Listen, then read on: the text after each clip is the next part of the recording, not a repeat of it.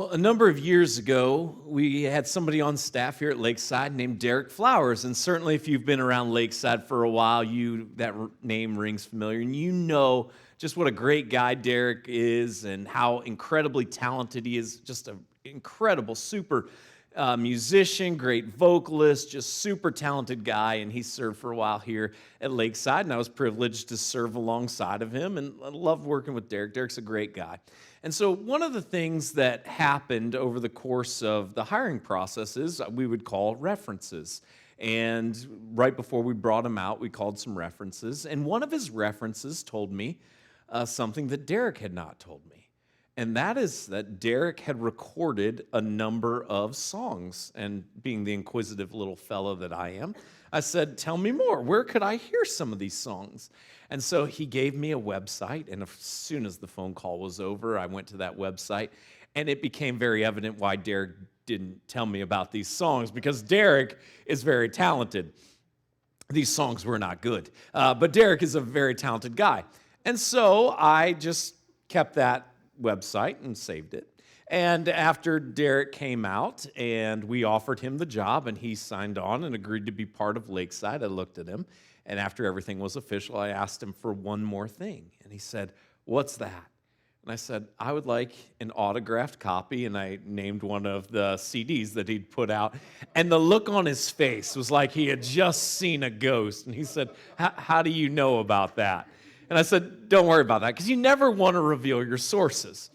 So what I didn't tell Derek at the time is that I saved pretty much every song that was available online. And you fast forward a while, and Derek and I are working together, and we had a good relationship. And so we would occasionally prank one another, and these pranks were always good-natured, but they would escalate a little bit. And so one day I decided, I know that if you know Derek, you know that he hates everything about public broadcasting. Like, he's just not a public broadcasting guy, like the whispery, pretentious voice and trying to sound profound all the time. Not Derek at all. So what I decided to do was start a podcast, and I didn't tell Derek about this. And the podcast was called The Secret Life and Songs of Derek Flowers. And what I decided I would do is talk like a public broadcaster and analyze the songs that Derek didn't want me to know existed. And so I did. I recorded an entire episode called The Old Man and His Gold, because that's what one of the songs was called. And I analyzed the song, and I created a website and started a new email account because I didn't want it linked to my email account. And after I got it published on Spotify, I called Derek into my office and I said, hey, man, I've been listening to this podcast about kind of an underground music scene, knowing that would pique his interest. He's like, oh, cool. Like, what's it about? I'm like, it's just, some underground musicians that haven't really been discovered yet. He's like, oh. I'm like, you want to take a listen? He's like, yeah, of course. And so I played the first one for him, and he wanted to punch me. And that's where it died. Until a couple weeks ago, I got a text from Derek, and it was just a picture of the podcast. And he said, hey, man, remember this? It's still on Spotify. And here's the thing. I don't remember the account that I created to publish the podcast. So even if I wanted to take it down, and I can go either way on that. Like part of me thinks, you should take it down. Part of me thinks, no, I'll leave it up. Because Derek has now started to release some new music. And so when he went to Spotify and typed in his name to play his new music for his friends, the podcast pops up. And so, I can't do anything about it.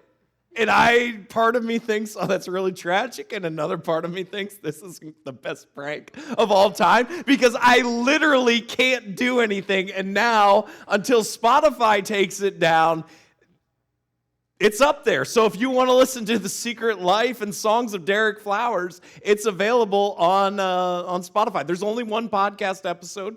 There won't be any more coming. And I don't know if this makes me like a great friend or somebody horrible. But either way, Jesus died for great people and horrible people. So not sure what it says about me, but it's there. And I can't do anything about it. So enjoy if you want to.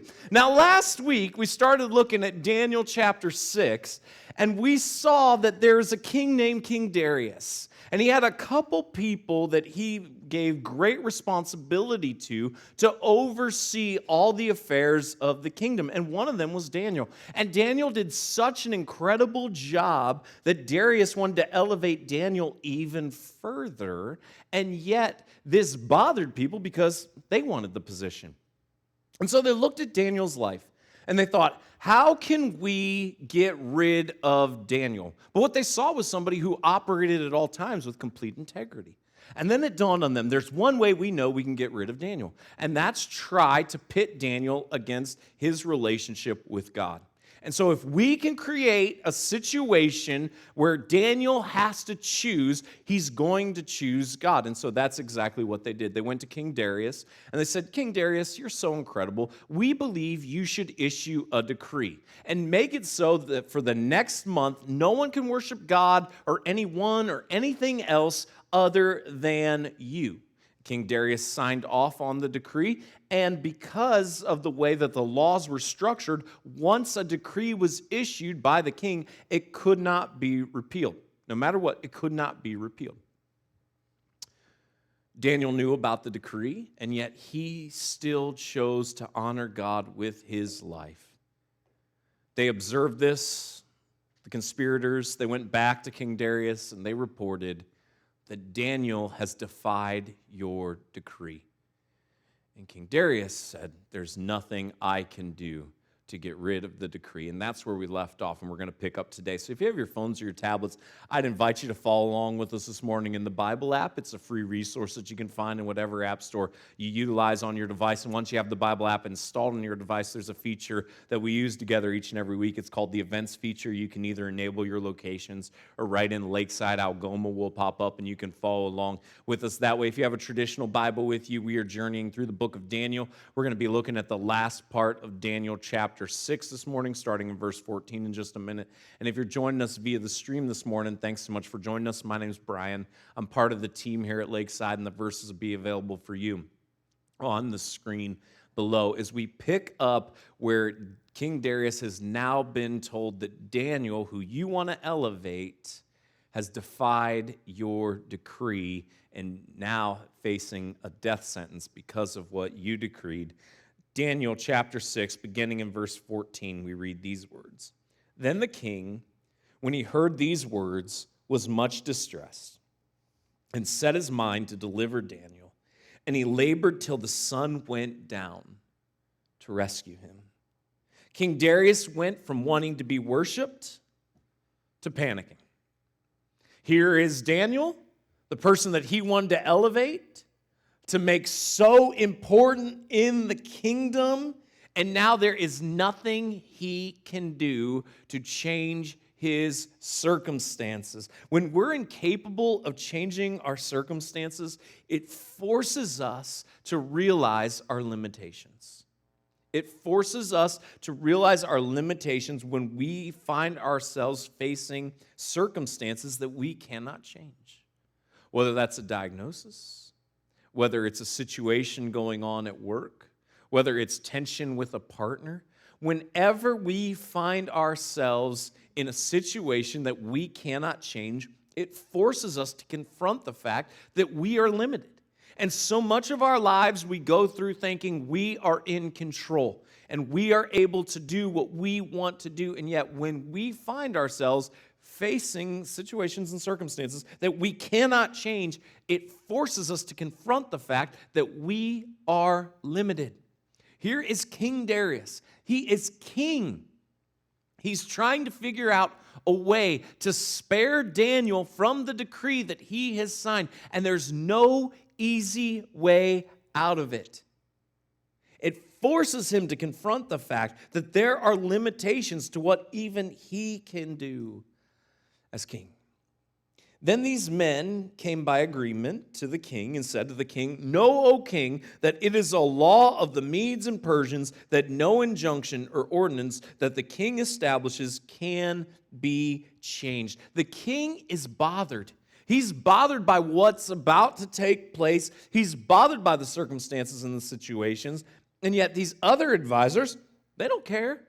They're getting exactly what they wanted. They wanted Daniel out of their lives. And so here is King Darius, and he's distressed. And rather than rally around the king as his advisors and try to figure out a way that they can find a loophole to get Daniel out of this, that's the last thing they're going to do. They don't care at all. And so they have wanted Daniel out of their lives, and they think this is the way that Daniel will be out of their lives. And then the king commanded, and Daniel was brought and cast into the den of lions. The king declared to Daniel, "May your God, whom you serve continually, deliver you." Daniel chose to honor God with his conduct, knowing what he was risking, and he is now thrown to the lions. And as he is, King Darius says, "May your God whom you serve continually." And I wonder if people looked at our lives, is this what they would say? Do we live our lives in such a way that no matter the situation, no matter the circumstances, no matter the cost, we choose to serve God in the good times and the bad times? When things are going great in our lives, are we constant in our faith? Are we people that are disciplined then? When things are going great, when things are horrible, when we face circumstances that we wouldn't wish upon anyone else, are we constant in our faith then? Do we continually and systematically walk with God no matter what we're facing? Because a lot of times, faith can become situational. Either when things are great, I'm going to praise God, but as soon as adversity comes, as soon as the hard times arrive, then I feel like God has betrayed me. And I feel like God isn't blessing me as soon as I face difficulty. Or it's just the opposite.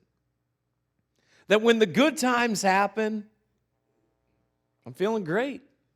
I don't recognize my dependency upon God because I'm focused on everything that's going great. And it's only when all of a sudden I face adversity that I realize the dependency that I have upon God. Is our faith situational? Or is it constant? That throughout the highs and the lows that life will bring us, throughout the situations and the circumstances that we will encounter, that continually, through it all, we follow after and we serve God. May this consistency be the hallmark of our lives, that when people look at us, they would see what King Darius saw when he looked at Daniel. And that when they see us not being swayed by the circumstances and situations that we face, but they see us steadfast in following after God. Is that true about you? And a stone was brought and laid on the mouth of the den, and the king sealed it with his own signet and with the signet of his lords, that nothing might be changed concerning Daniel. Then the king went to his palace and spent the night fasting. No diversions were brought to him, and sleep fled from him. There's no escape for Daniel. The pit of the lions where he's been cast, it's been sealed. And then on top of the seal, the king takes his signet ring and he seals the seal. And then the other lords in the community, they come and they also put their rings on it so that it is official. No one can tamper with it.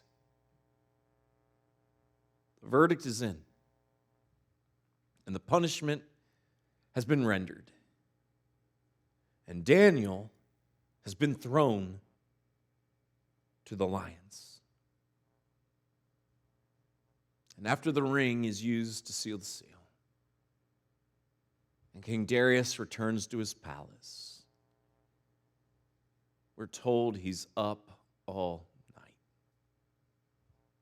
And some of you can relate, because you face situations where you just can't sleep.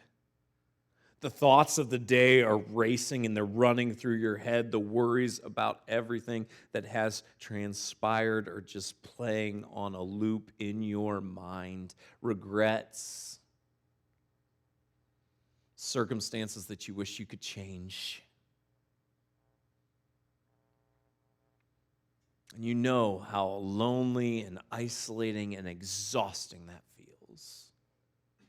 And yet, contrary to what we would probably suspect, based on where Darius has been and what he's encountered, that's not the sole reason for his inability to sleep. There's even more. Now, you might think to yourself, wait, so if you're the king and you've been played by other advisors who drafted a conspiracy to get rid of the person that you ultimately wanted to appoint into a greater position of power, and you realize you can't trust your closest advisors, and you're about to lose the very person that you were going to put all of this responsibility into their hands, what more would keep you up at night than that? Well, we're given the answer in the next couple of verses. Then at break of day, the king arose and went in haste to the den of the lions. As he came near to the den where Daniel was, he cried out in a tone of anguish. The king declared to Daniel, "O Daniel, servant of the living God, has your God, whom you serve, continually been able to deliver you from the lions?" See, the first thing in the morning, King Darius goes to the den.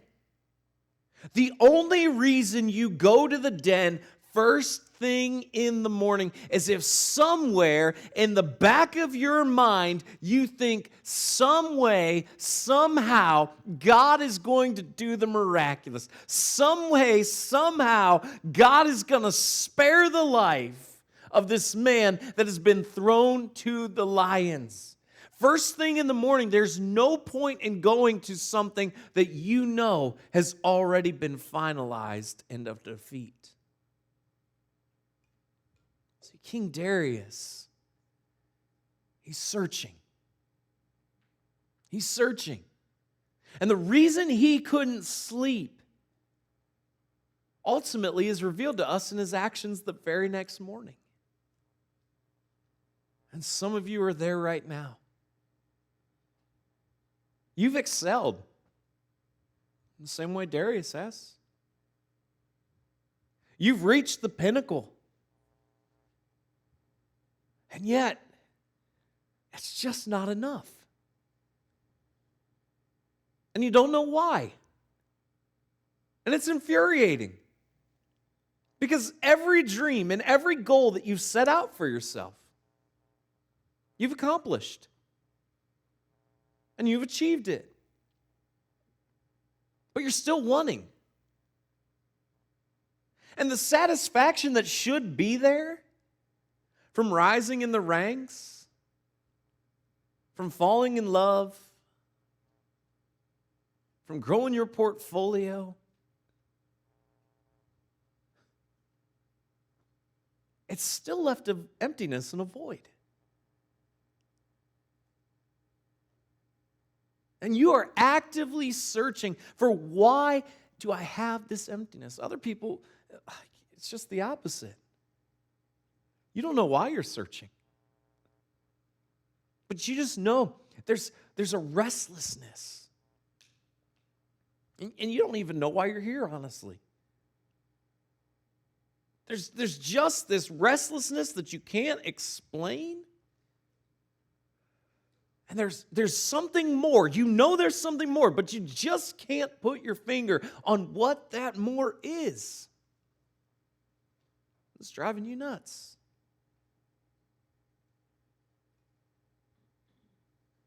King Darius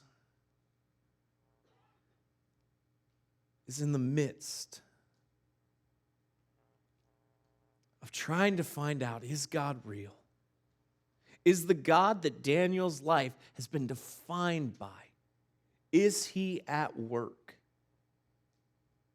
Can he work even in the midst of this situation and this circumstance?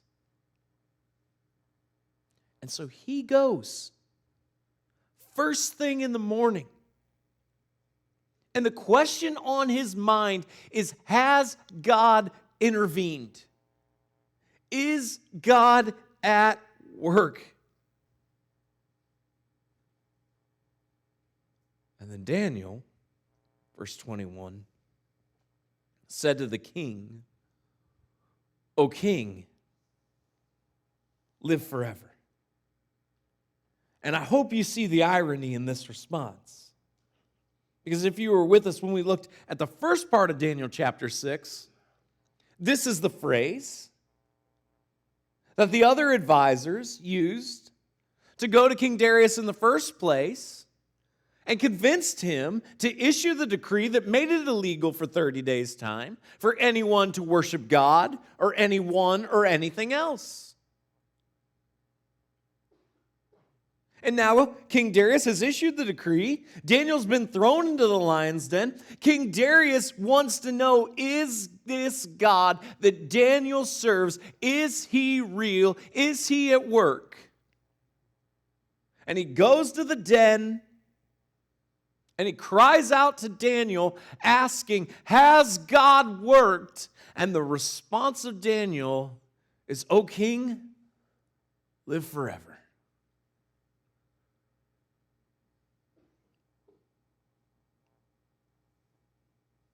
My God, verse 22 says, sent his angel and shut the lions' mouths. And they have not harmed me, because I was found blameless before him. And also before you, O king, I have done no harm. Then the king was exceedingly glad and commanded that Daniel be taken up out of the den. So Daniel was taken up out of the den, and no kind of harm was found on him, because he had trusted in his God. I want you to see what Daniel does. He tells King Darius how God has worked.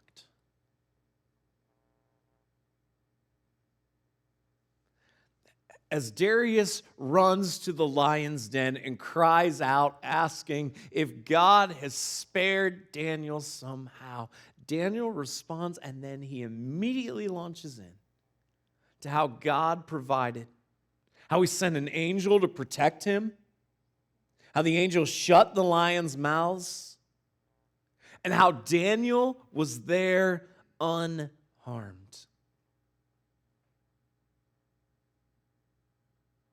Daniel tells Darius his story.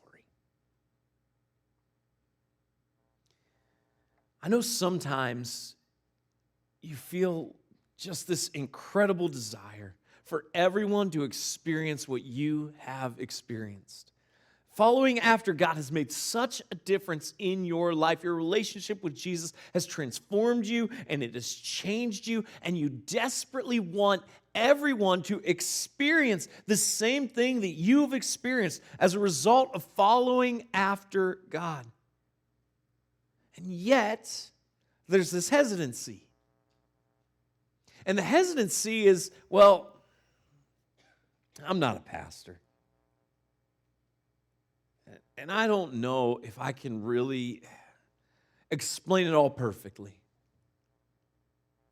or explain all the details in the way I should. And what happens is we allow ourselves to get to this place of paralysis with our story of what God has done in our lives because we convince ourselves, well, I'm not good enough. I don't have the answer to every question, and so I don't know what I would say, and then we just shut down. And we effectively silence ourselves from sharing with people what God has done for us, in us, and through us. And what I want you to see here is, yes, this is a miraculous experience. But notice what Daniel does. He tells King Darius what he encountered and what he experienced. He doesn't go into great detail about the angel, how the angel arrived,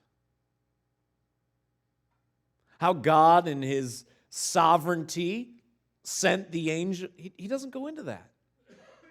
He says, here is what I encountered. Here is what I experienced. If Jesus has transformed your life, if God has changed you, then you have a responsibility. And the responsibility is to share that hope. And quit allowing the fact that you think, well, I don't have all the answers. Quit allowing that to stop you. Don't allow yourself to be silenced. The admonition we're given is be ready at all times to give an account, to give a reason for the hope that we've experienced. So share the transformation that has gone on in your life. Share what God has done in and through you. And if there are questions you don't know the answer to, God is big enough to provide answers either supernaturally through the Holy Spirit in that moment or through other means and other people.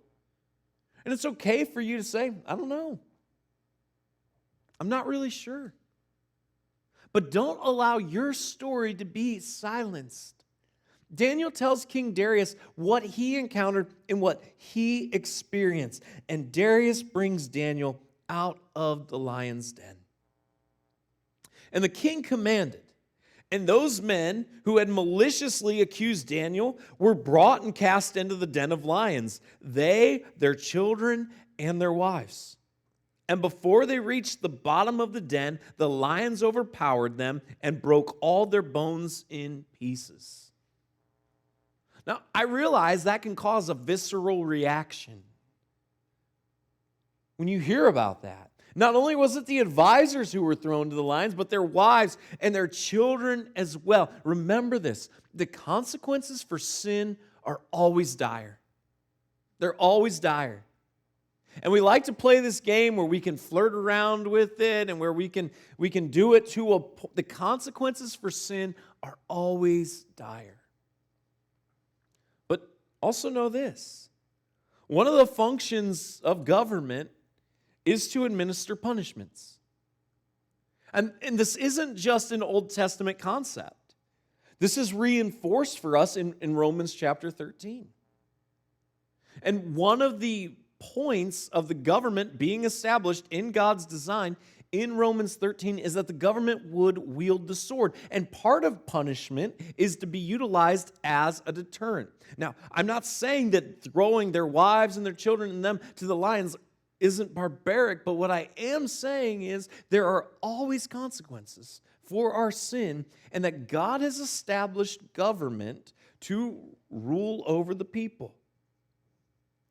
Then King Darius wrote to all the peoples, nations, and languages that dwell in all the earth, peace be multiplied to you.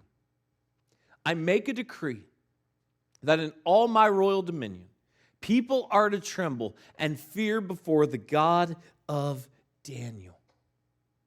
So there was a decree that was issued, and the first decree was that Darius would be worshipped. And now there is a new decree, and the new decree is that people would worship the true God. For he is the living God, enduring forever. His kingdom shall never be destroyed, and his dominion shall be to the end.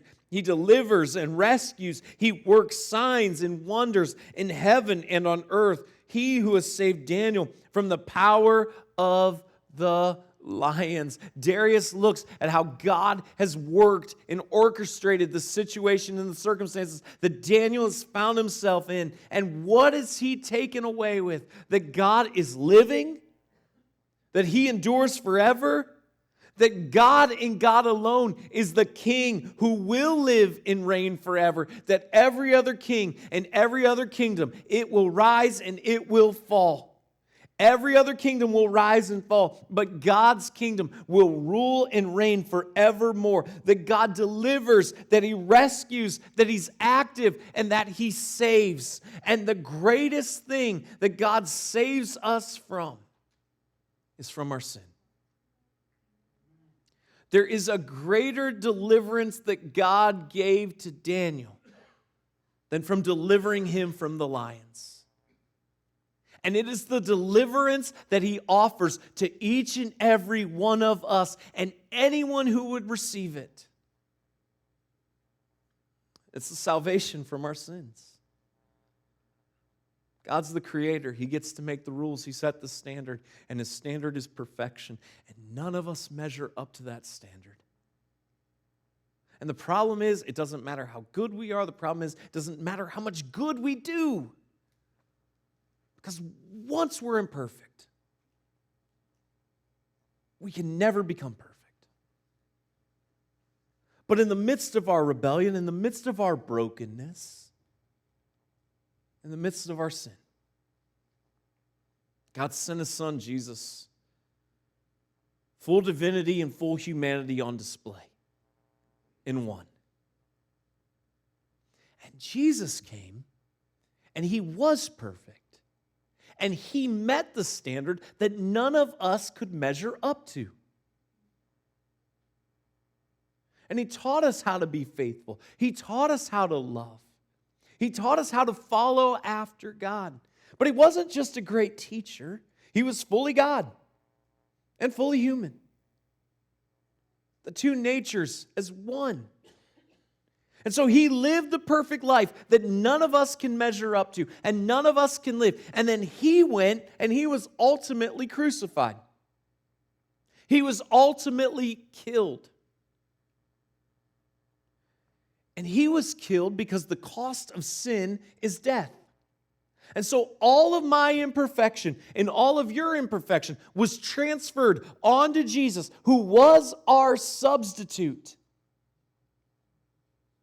That he became, he carried all of my imperfection. He became my sin, though he had no sin in that moment as he was crucified, so that he would pay the punishment and the penalty once and for all. And he died on the cross.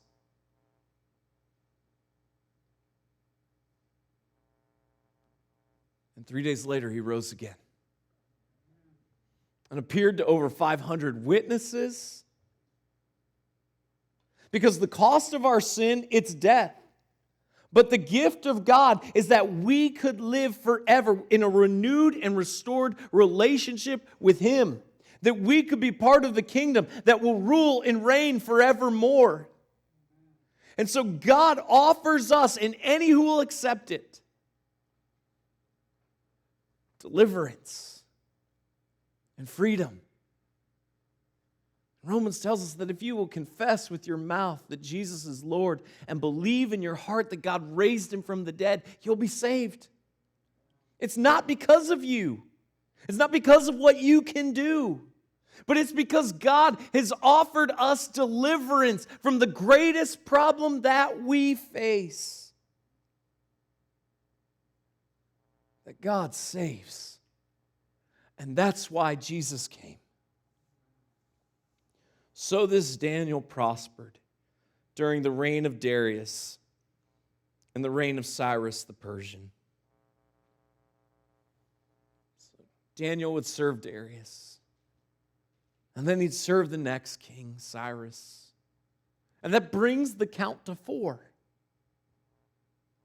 4 kings that Daniel would serve.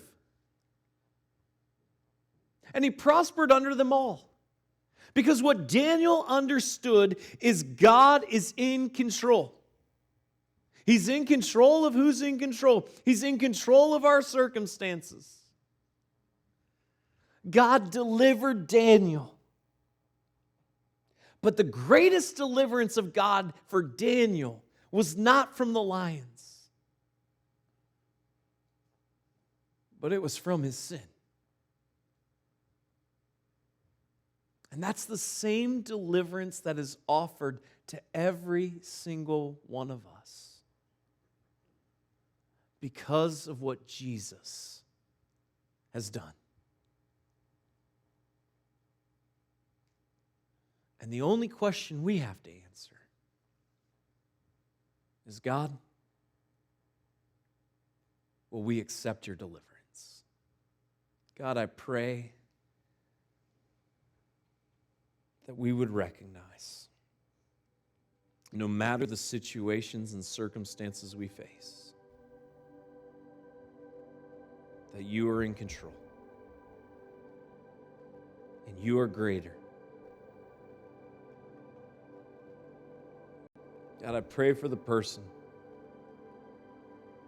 that's been questioning and searching and knows that there's a void. And God, I pray that once and for all they would recognize that the reason that there's that void in their lives is because they were designed with a greater purpose. And that's to live for you. God, I pray today, I pray right now would be the moment where they stop running and they embrace the fact that you have offered to deliver them from the greatest problem they will ever face, their sin.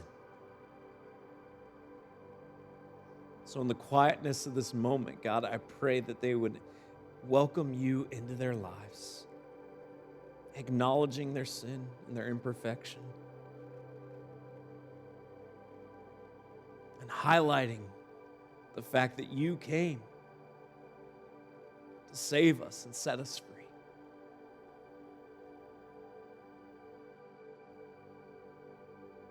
They would acknowledge that you were crucified.